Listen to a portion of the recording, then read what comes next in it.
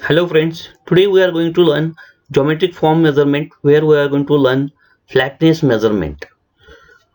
We know that mechanical components which are manufactured in industries, they have various geometrical features such as straightness, flatness, parallelism, perpendicularity, squareness, circularity, roundness, and so many such other geometrical features. We call it as geometric forms are possessed by various mechanical components. Now, these mechanical components, when they are tested for its quality, they need to test for various geometrical forms. They are not only tested for dimensional features, but they are tested for geometrical features also. One of such feature is flatness.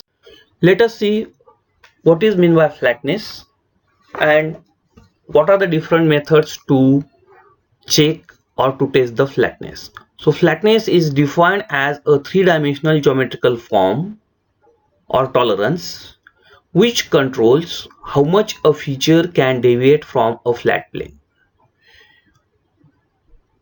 Machine tool tables which hold workpieces during machining should have a high degree of flatness.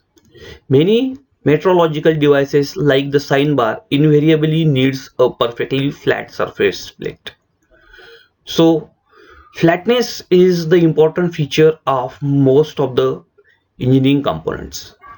Flatness error may be defined as the minimum separation of a pair of parallel planes that will just contain all the points on the surface. Let us see the figure, the measurement of flatness error. So there are two reference planes which are considered here and one plane which fits in between these two reference planes. We call it as base fit plane is shown here in this figure. So flatness is the deviation of the surface from the base fit plane. So let us learn measurement of flatness by spirit level or clinometer. Assuming that a spirit level or clinometer is used for measuring angular deviations, a grid of straight lines as shown in the figure 2 is formulated. Care is taken to ensure that the maximum area of the flat table or surface plate being tested is covered by the grid. Lines AB, DC, AD and BC are drawn parallel to the edges of the surface plate or flat surface. The two diagonal lines DB and AC intersect at the center point O. Markings are made on each line at distances corresponding to the base length of the clinometer or spirit level. Let us see the. So this is what is the figure where grid lines for flatness test are drawn. See the figure carefully.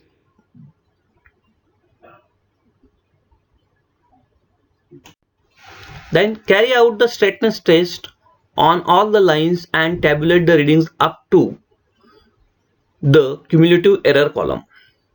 We know that a plane is defined as a 2D entity passing through a minimum of 3 points not lying on the same straight line.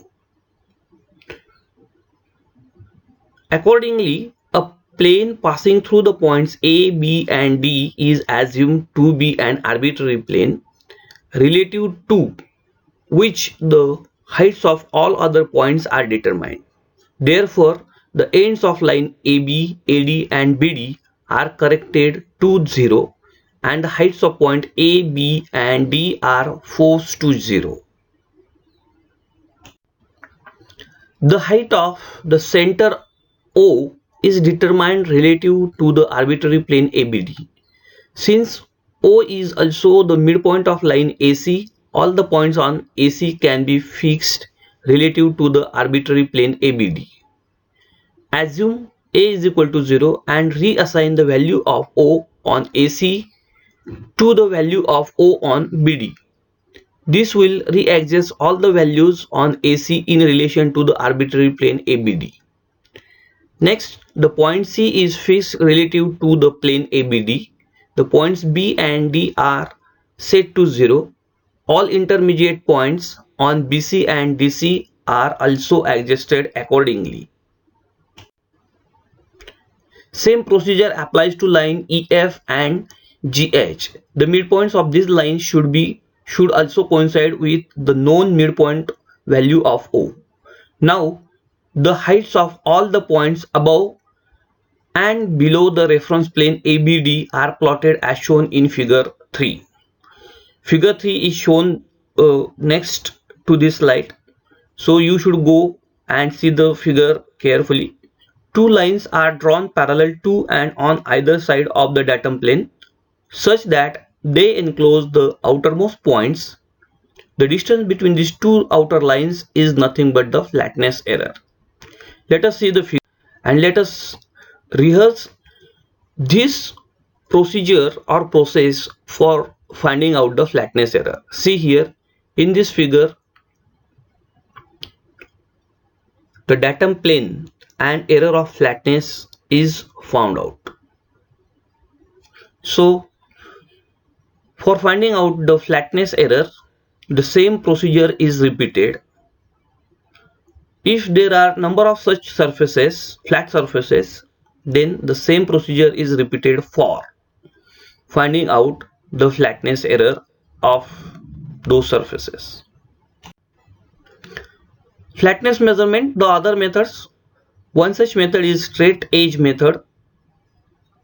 Other is light beam comparator method. Next is NPL flatness interferometer method, and one popular method is laser beam measurement method. So these are also the methods of flatness measurement. Let us see what is meant by flatness and what are the... Hello friends, today we are going to learn